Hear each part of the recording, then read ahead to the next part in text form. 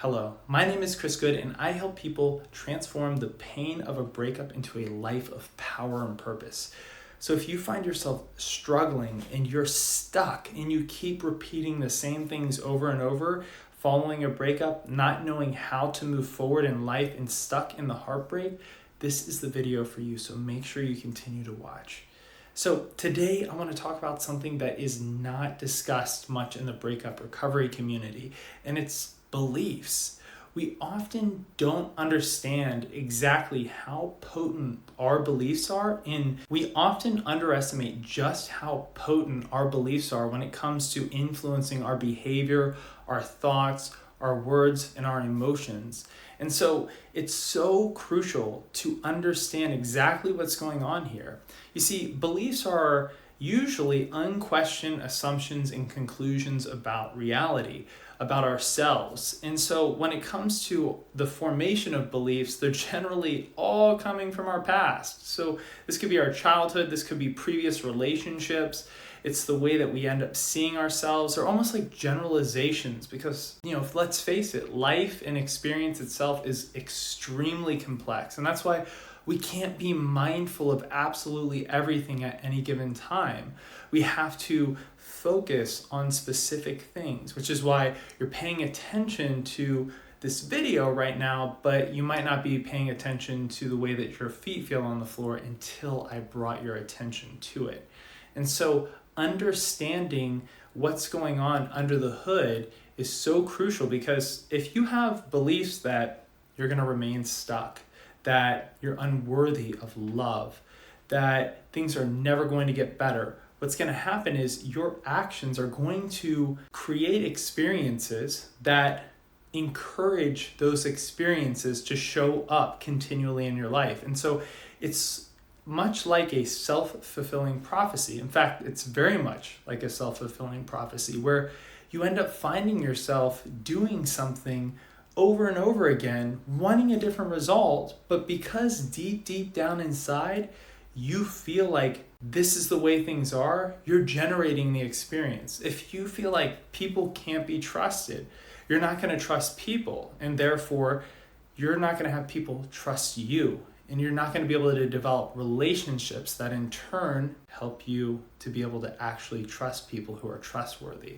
You may end up finding yourself moving towards people who are unhealthy or have toxic behaviors or who lack integrity. And then as a result, you confirm your experience. In fact, in psychology, the phrase for this is confirmation bias, where we actually seek out evidence to confirm the way that we perceive the world.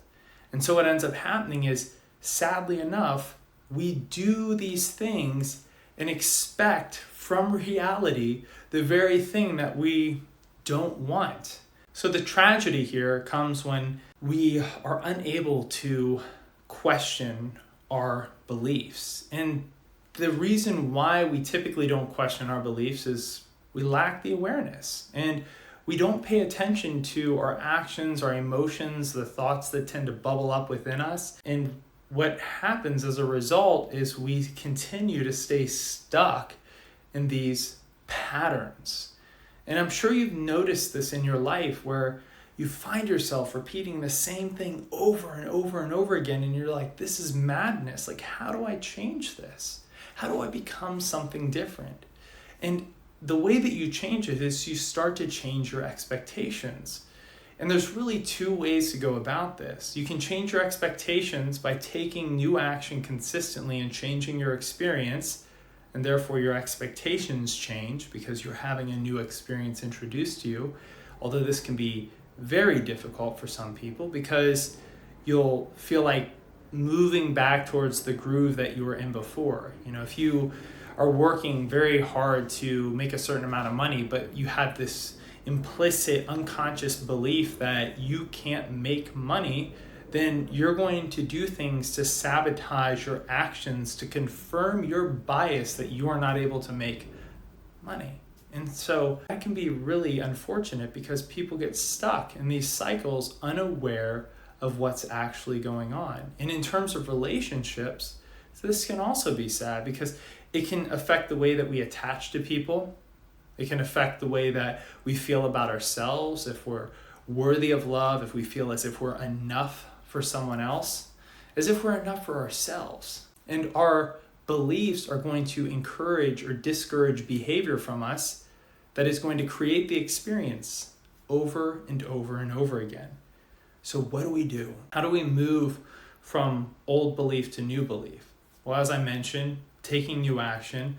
The second thing is increasing awareness. Increasing our awareness of what is actually going on within us. In essence, it's mindfulness. It's being aware of what it is that we're doing. What do your actions say about yourself? If you believe you're unlovable, then are you doing things that make you unlovable? Are you doing things that push people away from loving you?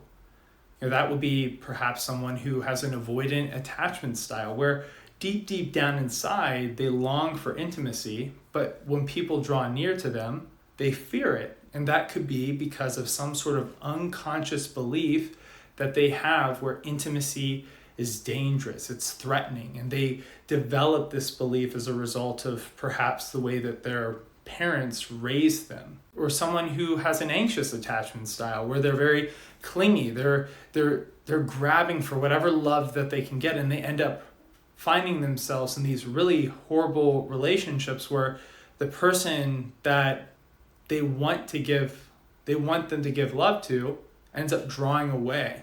And so it just ends up confirming the experience of the person who is in that attachment style. So what do we do about this? Well, the increasing of awareness through mindful actions, the easiest way to increase awareness is simply through meditation. It's being conscious. It's like I told you all earlier, pay attention to the feeling at the bottom of your feet. It's like all of a sudden your attention's drawn there. Do you take time to really pay attention to the way that you're eating, to the flavors in your mouth, to the sounds that you hear when you're listening to music? Have you ever paid attention to the different nuances, the notes? Oftentimes we can move through life absolutely unconscious of what's going on, with very minimal effort to pay attention to certain things that are obviously very important.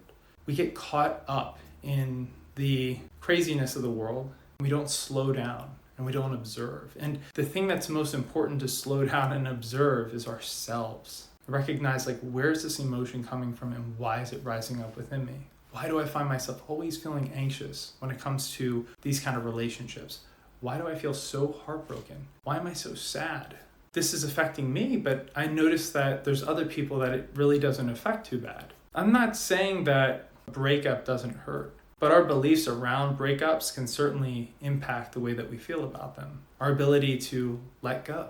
A person who approaches life with open hands when it comes to giving and receiving might see it as something that is sad for a moment to release a person off into the world, but they are open to whatever is going to come back to them in some different way. So this is important because the way that we see things, our perspective, really changes the way that we experience life. And if you're not willing to do the things to change the way that you see the world, then you're going to be this unconscious, passive passenger. You're no different than, say, like the undead, a zombie. You're just kind of going through chasing cravings and desires, but not really having control over yourself, not understanding what's going on. That's a tragedy because you can be so much more than that if you start to recognize what's actually going on. I mentioned meditation being something that can be profoundly helpful when it comes to increasing awareness.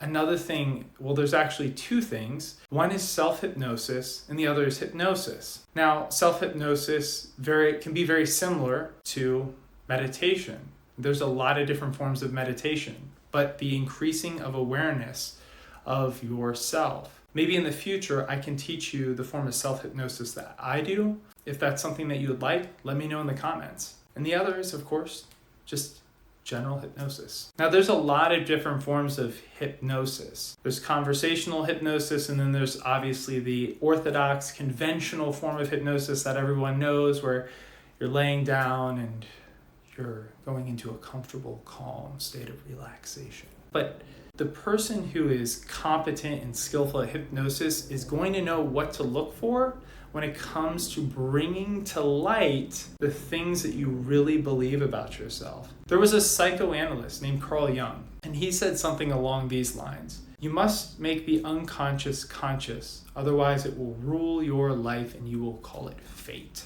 And so if you continue to move through life unaware from these beliefs, these assumptions and conclusions that you have about yourself around relationships, around your worthiness to be loved, around your ability to feel safe when it comes to other people, and your ability to trust others, then you're not going to be able to move forward in life. But if you increase your awareness and you start to recognize just how your beliefs are impacting you, you can start to make those shifts. You can start to make those changes so that people can see the difference, so that you can see the difference, because you'll start to take new action to confirm a new experience. As you untangle those knots and as you let the past go. Isn't it time to let the past go so that you can be what you're meant to be, so that you can be something greater, so that you can have a thriving relationship in the future, so that you can feel whole again, so that you can feel healed, so that you can feel loved? Isn't it time? Isn't it time to be something different? Isn't it time? Thank you for listening to this video. If you found this video to be helpful, drop a like, hit the subscribe button, and stay tuned for more. If you enjoy these particular pieces of content, let me know in the comments. Let me know if there's anything that you would like me to touch on. And of course, if there's any sort of constructive feedback that you can provide, whether it's improving some sort of aspect of this, I would be greatly appreciative of that. I want to make sure that I'm giving you all the best quality. And honestly, if you yourself are struggling and need some help in terms of hypnosis and hypnotherapy, then you can use the link that's in the description of this video or on the title of my profile page for YouTube to book a free strategy call. And we can see just how we can work together to change these beliefs that are keeping you from being your best self, and keeping you from being in the relationship that you want to be, and keeping you from being happy. So thanks again, and take care.